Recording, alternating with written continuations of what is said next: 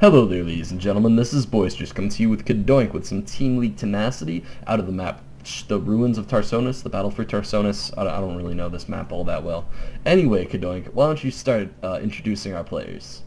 Of course, in the top left-hand corner, we do have WaVeWaKer, the red Protoss player, and I like his capitalization is very cool, that little rotating cap deal. And his partner is TeKiTeZ, the blue Zerg. Yeah, TeKiTeZ, that's a cool name. Also has that rotating cap. I imagine they are good friends. And down in the bottom right, we have their Zerg opponent, Meatloaf, who said, screw capitalization, I'm just going plain old lowercase. And he is the teal Zerg, and his partner is the purple Protoss, Handsun.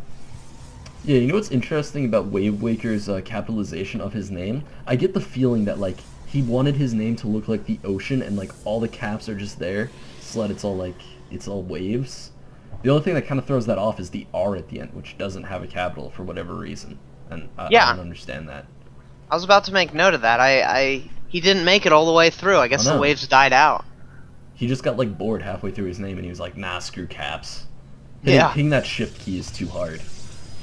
I also like how TeKiTeZ has only capitalized the consonants of his name. The vowels are all lowercase. Yeah, that happens to work out well. And interestingly enough, that might just be a coincidence, because his name is, his name is basically set up like that. Herm. Yeah, it's pretty sweet. Yeah. Pretty sweet. And of course, we do have every form of capitalization in the book in this game, because we have no capitalization, proper capitalization, and 2 players going rotating caps.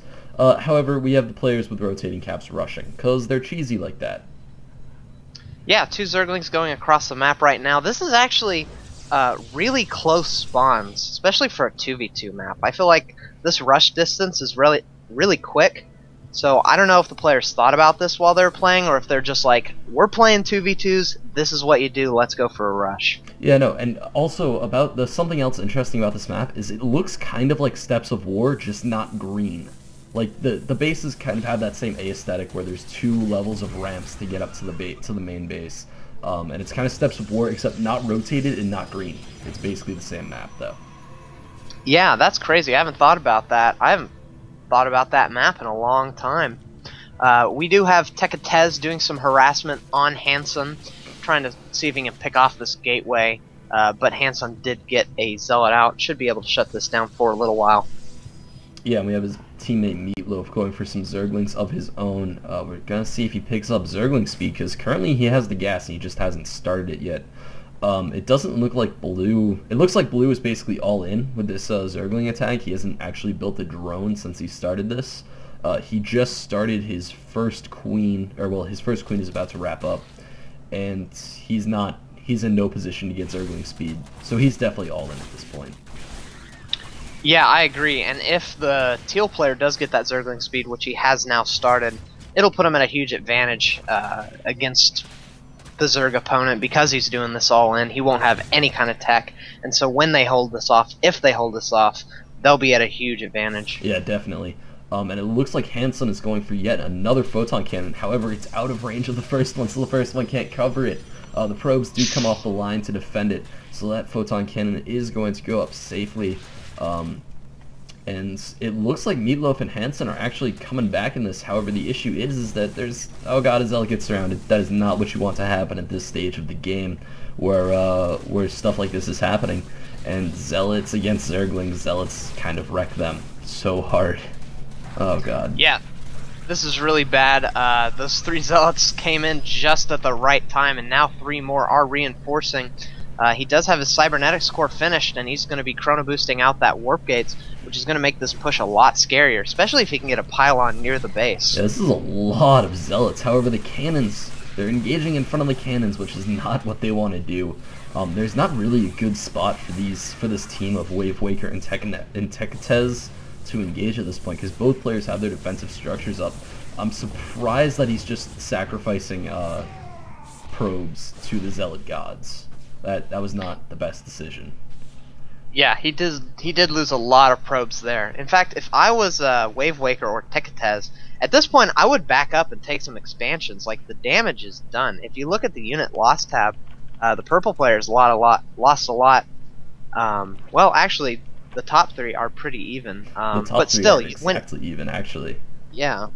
And when you lose that many probes, your income is going to be trashed. So, and TeKiTeZ has the highest income by far. So I feel like they should kind of back up and wait to do like a big push rather than continuing this little pressure. Yeah, WaVeWaKer and TeKiTeZ have actually come out far ahead on the probe count. WaVeWaKer has 22 harvesters, TeKiTeZ has 17, and the enemy team has 13 and 12. So they're definitely doing much better. However, now the team of the light blue and the purple Protoss are actually coming in and doing some damage to this Zerg player. He's gonna lose his queen, and it would appear that the Spinecrawler is trying to get up, but it's not gonna be there in time. These Zerglings are going to get plenty of damage done. They are going to snipe that Spinecrawler. The drones are coming off the line trying to defend themselves. However, they're just getting absolutely wrecked by this massive pile of Zerglings. They get a reasonable surround off, and God, that was so many that was so many drones to go down. That took him down to 9 harvesters, so TeKiTeZ now far behind on the drone count. However, as a team, I'm pretty sure they're still, averaging higher than the 13 and 12 of their opponents. Yeah, that was a very nice counterattack, and we have another one going into the main of WaVeWaKer at this time. A lot of Zerglings from meatloaf trying to pick off as many probes. It looks like he's going to do a lot of damage as WaVeWaKer is not taking any probes off, and most of the probes are going down. Yeah, I think this has like the lowest worker count for 9 minutes into a game ever. They have 9 harvesters each on the red and blue team, and 12 harvesters each on the teal and purple team. However, we have a massive amount of stalkers moving into Meatloaf's base, and it looks like Handsun has some stalkers of his own along with the roaches from Meatloaf. However, this is a very sizable force. I'm not sure if they have enough units to engage with this, and this Spinecrawler might just be the saving grace. However, all the stalkers are going down to WaVeWaKer's stalker beams, and here come the Zerglings. And if the Zerglings can start eating damage from those Spinecrawlers, there might be a huge advantage for WaVeWaKer and TeKiTeZ. However, no, they're just getting pushed off. Yeah. However, we do see that WaVeWaKer is doing some nice damage. He's not committing too hard. I saw him earlier pick off an Overlord and just kind of back off, so he is trying to be cautious, and he's warping in a sentry at this time, which I think is a wise decision. Might try to be blocking off some of these roaches. Force fields are just incredible against roaches, but he needs more than one sentry to do this. Yeah, and this sentry might die. However, Handsun, if you look over at the left-hand side of the map, he just hit a lot of tech. There's a Twilight Council and a Dark Shrine over there. So we're going to be seeing some Dark Templar, because, of course, whenever you're in doubt and you only have 17 workers, what you should do is Dark Templar. It's always the smart decision. Oh yeah, always. Especially against this team. I mean, the Zerg player has one extractor. TeKiTeZ has one extractor with nobody on it, and not a lair, and the Protoss player doesn't even have a robo, so no detection at all whatsoever. He doesn't have a forge. Zerg player doesn't even have an evo chamber. So yeah, Dark Templars are definitely the way to go when you know that your other player has committed a lot to it. And in fact, we do see one Dark Templar coming out at this time, going across the map, and I suspect he might end the game alone, this little guy. Yeah, this Dark Templar, I'm definitely going to have to keep an eye on how many kills he gets in a kill count, so I'm just going to keep him selected. And we have the Zergling sweeping into Purple's base, and Purple looks like he's in kind of a rough spot right now, even with the Dark Templar. Dark Templar are kind of like Banshees in how they deal with Zerglings, and that they just put a timer on the Zerglings, but they can't really kill them amazingly fast. And the Dark Templar in the mineral line for TeKiTeZ is making him leave the game, and it has 4 kills. And yeah, this Dark Templar, as you were saying, is going to end the game, and their WaVeWaKer does leave. So nice job to our 2 players down here in the bottom half, Meatloaf and Handsun. Congratulations on your win. If you guys want to submit any other games that you want commentated, send them on into boisteroussc2@gmail.com. There will also be a link to a Battle.net thread where you can post any feedback for my casting or Cadouink's casting or both of our casting or anything If you have any friends or clanmates or clanmate friends, you and them can go sign up over at sc2clans.org for the SC2 Clans Team League, which is going to be an awesome thing. There's more information on that website for that league. And you can also check out any other games I've commentated over at youtube.com/user/boisteroussc2. Cadoink, do you have anywhere where they can go visit you and check out other things that you have done?